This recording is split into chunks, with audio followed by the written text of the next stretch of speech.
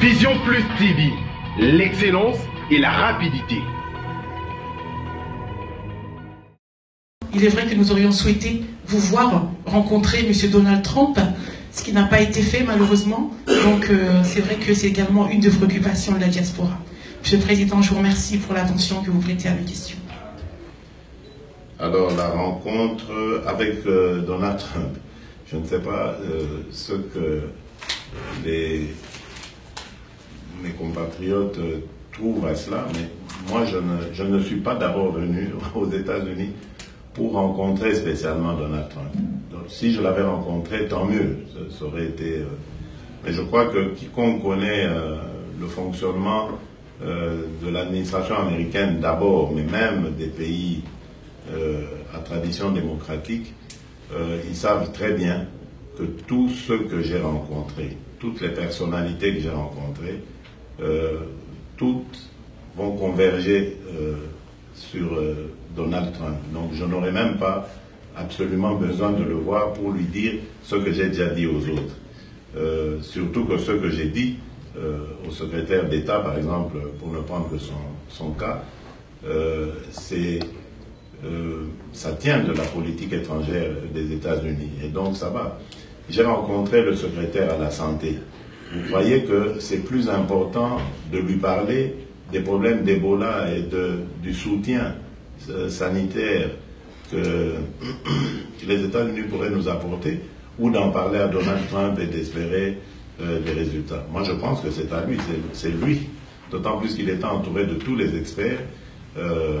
C'est plutôt lui qui pourrait être le bon interlocuteur. Donc Donald Trump, c'est plutôt protocolaire, ça aurait été protocolaire, ça aurait été peut-être pour la postérité, prendre une photo, etc. Mais bon, je ne suis pas venu pour ça. J'étais venu, comme je l'ai dit dans mon introduction, pour renforcer les relations entre nos deux pays, qui étaient un petit peu refroidies ces derniers temps, je ne vous apprends rien.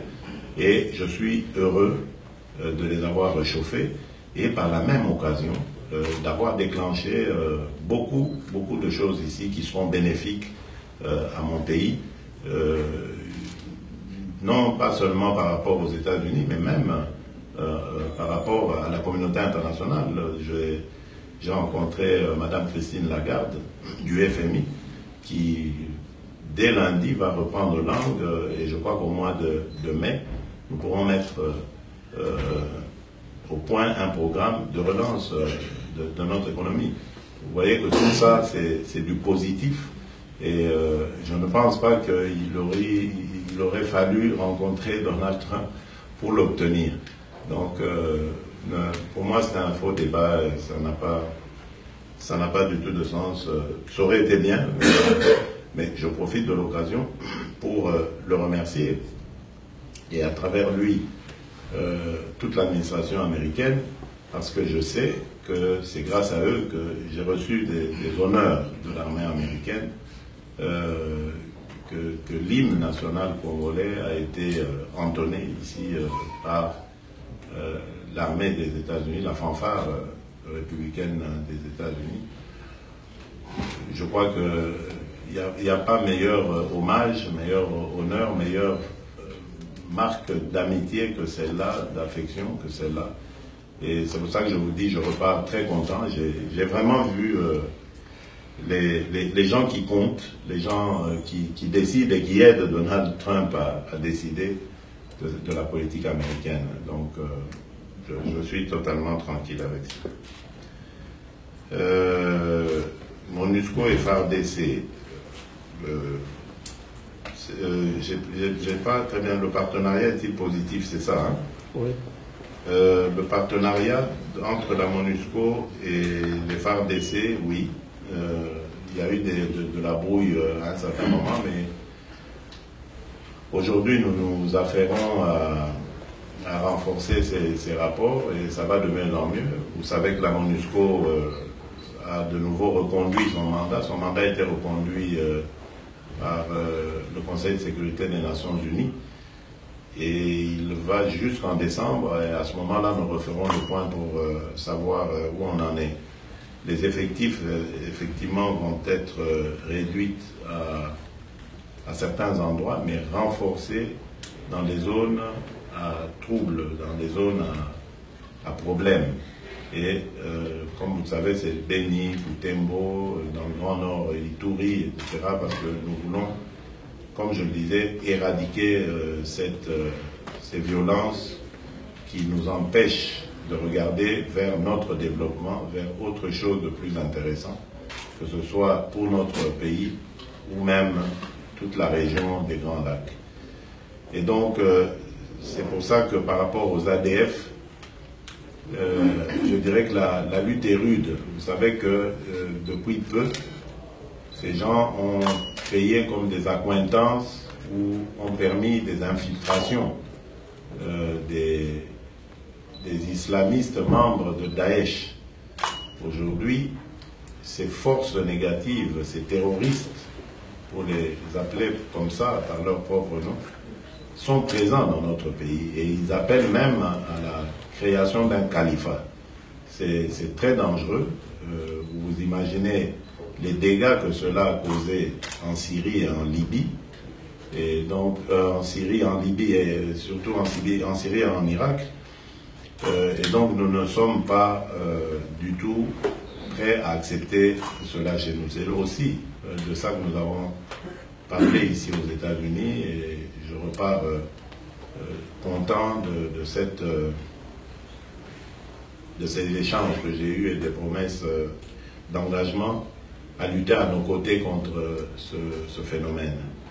Par rapport au Mboro, c'est toute une autre facette du problème. Ça reste un problème, parce que ce sont des éleveurs qui amènent leur bétail paître chez nous, et ce dernier va jusque dans les champs de nos compatriotes, de nos paysans, et perturbe le bon déroulement des événements. Et depuis lors, ces gens viennent lourdement armés et un peu comme des conquérants. Nous devons faire un gros effort pour régler cette problématique qui est régionale en fait. Parce que ces gens viennent des pays généralement frappés par une sorte de sécheresse et sont à la recherche de paysages, de pâturages où ils pourraient mettre leur bétail. Mais cela ne leur donne pas le droit de mettre dans l'insécurité à la fois physique et sociale nos compatriotes. Malheureusement, nous n'avons pas beaucoup de répondants du côté de nos frères africains. Le problème a été porté par mes prédécesseurs au niveau de l'Union africaine, mais nous n'avons pas de répondants. Plutôt que de réagir par la violence, par la méchanceté, alors que ce sont des frères africains qui méritent d'être entendus, nous préférons aller par des méthodes de négociation, de discussion, pour que tout le monde trouve satisfaction. Donc, je rencontrerai à ce point les autorités locales d'abord chez nous, mais également je porterai à nouveau ce problème à l'agenda de nos discussions à l'Union africaine pour que les pays de la région, ensemble avec nous, puissions trouver des solutions à ce problème. J'espère que nous les trouverons. Alors, pour le barrage Katende, je crois que c'est dans mes... Ne vous en faites pas, c'est dans mes soucis, mais il n'y a pas que le barrage Katende, il y a plein d'autres barrages. Nous sommes en train de nous renseigner sur les besoins des uns et des autres des barrages, surtout les petits barrages par rapport à ceux qu'il faut ériger sur le site d'Inga, pour voir comment est-ce que nous pourrons développer le domaine, le secteur énergétique. Nous avons beaucoup d'initiatives dans ce domaine. Il n'y a pas que l'hydroélectrique, il y a le solaire. Nous avons énormément de contacts. Dernièrement, j'ai séjourné au Maroc en séjour privé certes, mais cela n'empêche pas, n'en a pas empêché de prendre des contacts avec l'une des plus grosses firmes du solaire, de l'énergie solaire dans le monde, qui est marocaine. C'est à cette occasion d'ailleurs que j'ai appris que c'était une firme marocaine et qui va très bientôt arriver au Congo pour nous aider à aller dans ce sens, et que j'ai mis en contact avec la SNEL, qui ont déjà désigné les sites sur lesquels on va relancer ça. Donc vraiment, il y a beaucoup d'initiatives qui vont arriver, et je suis sûr que d'ici la fin de mon mandat, en tout cas, nous serons sur d'autres chantiers, en plus de ceux que j'ai déjà lancés dans les 100 jours, et celui le problème de Katende là, dans les 100 jours que j'ai lancé. Mais vous verrez, il y a beaucoup plus que ça, et le défi, c'est de mettre de l'électricité partout et pour tous les Congolais. Merci. Na détail na commune qui sens na commune qui sens na moi en 1981 uta na botama tse na moi prince bugala bana kala kamene de kakaté mais le autre aussi présent sur musu sa sika côté sur oyo tomo comme ça même da tindi pour le onzela et comme loin à tiki campus et c'est mon donc ebi déjà nzela na biso de prékoufaki.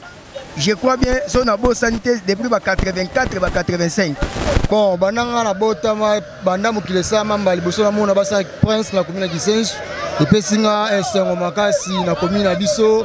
Merci na président Fati po yende tanga yende esali po basa nzela oyo. Depuis l'année banda onga na yebi Kisensu na mona prince na mona osulelo. Esali na aye ado corriger. Namon a Félix a corrigé ma cambo et bébé Félix a corrigé, merci à trop. Comment sens na botami na comment sens. Au botami au col na comment Kisensu. Na colia na botami wa makamnyo na Kisensu gandi Kisensu. Yo zali moto o ebi commune na Kisensu bien. Et ça li combien de temps nzela o za rasouté. Papa na botami na Kisensu donc nzela kufa pena kala penza kala. Mais to sepe na président na biso. Kala ozaka mona moké ozaka déjà mokolo na botami na Kisensu na mona na nzela te. C'est la première fois pena nzela isalami penza na sepe ni mingi.